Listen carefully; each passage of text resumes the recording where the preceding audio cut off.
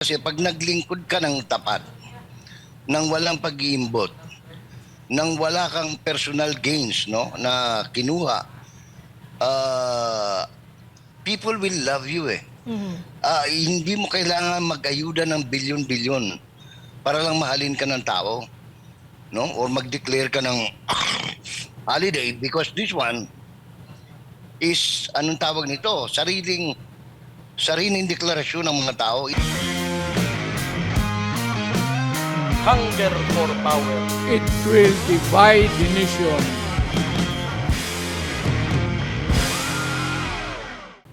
At sinasabi nga natin, Sir Gino, na isang makasaysayang pagdiriwang ng birthday ni Pangulong Rodrigo Duterte na bagamat hindi siya nating kasama ngayon, no, physically, kasi alam natin kung nasan siya, pero milyong-milyong mga Pilipino, hindi lamang po dito sa Pilipinas, kundi sa buong mundo. No, international, kanina nagkaroon po tayo ng rundown, na-mention mo nga sa US, sa Europe, sa Australia, sa Asia, sa iba't ibang Habang lugar pa. nagpo-programa kayo, binibilang ko, nasa 157 areas all over the world, no? Wow. Yung nagsasagawa ngayon ng sabayang celebration ng kaarawan ng dating Pangulo ng Republika ng Pilipinas, Ina. Sir G, ikaw ba nung sa iyong experience, may ganito bang personalidad sa ating bansa na isinelebrate ang kanyang kaarawan ng ganito ka-nationwide, ka-global? Talagang volunteer, walang ayuda yan, talagang Organic, pagmamahal very ng mga organic. Pilipino. Yes, very organic, sir. Ano pong masasabi niyo dyan? Alam mo, yun nga, dahil ako estudyante ng kasaysayan or history, tinitingnan ko over the last 50 years, wala kaming may mga kasama rin akong mga kapwa ko political science, student of political science na nag-aaral sa mga iba't ibang kasaysayan ng mundo, no, ang mga sociologists din.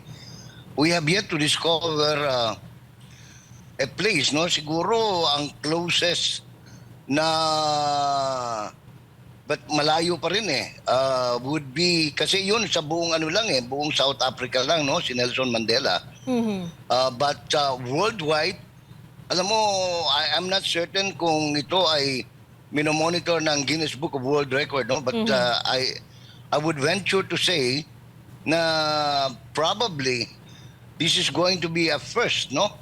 At ewan ko lang kung mauulit pa ito sa kasaysayan ng mundo. Yes. Na ang isang dating Pangulo na kanilang kinidnap at dinala sa isang international court dahil sa umano'y napakaraming kasalanan, ay ipinagbubunyi at ipinagdiriwang ng mga tao sa iba't ibang panig ng mundo. Yes. Grabe ito. This is unprecedented, Ina. Yes. And on that note, Sir Jay, bakit kaya humantong tayo sa ganitong sitwasyon? I mean, we know, no, former President Rodrigo Duterte, talagang mahal na mahal siya ng Pilipino dito sa ating bansa. Pero ngayon, even ang ibang bansa, nagsisimpatya sila, no, sa social media, nakikita nila yung pagkakaisa ng mga Pilipino. Pero yung sitwasyon ni Pangulong Rodrigo Duterte is nasa siya, banyagang lugar, di ba? Sa International Criminal Court siya. So anong nakikita niyo po? Anong mensahe nito? Ang mensahe nito kasi pag naglingkod ka ng tapat, nang walang pag-iimbot, nang wala kang personal gains, no, na kinuha, people will love you eh. Hindi mo kailangan mag-ayuda ng bilyon-bilyon para lang mahalin ka ng tao, no? Or mag-declare ka ng holiday because this one is anong tawag nito? Sariling deklarasyon ng mga tao. In fact, dito sa Davao City, mismong mga eskwelahan, estudyante, teachers, they declared among themselves, wala tayong pasok ngayon kasi we want to join everybody in the streets of CM Recto and Rojas Avenue para sa birthday ng isang tao who dedicated the best years of his life, no? Yes. In serving them, no? Davao City na isang dating laboratory ng insurrection at rebellion ng New People's Army. Yeah. For so many years, grabe rin ang mga krimen nung araw.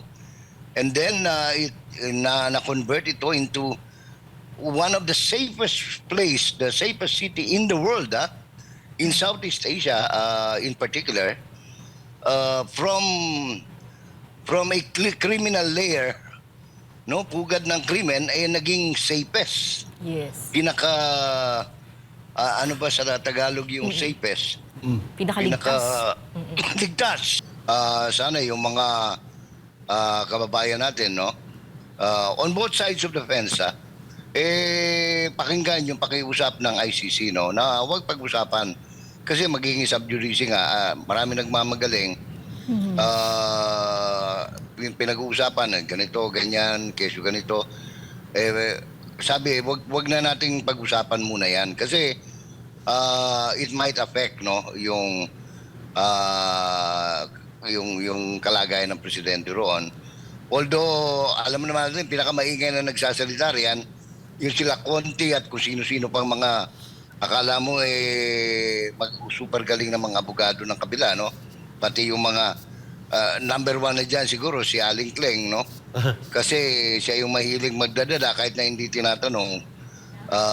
Kaya sabi ko nga kahapon, sana wag nyo nang paglaanan ng pansin, no?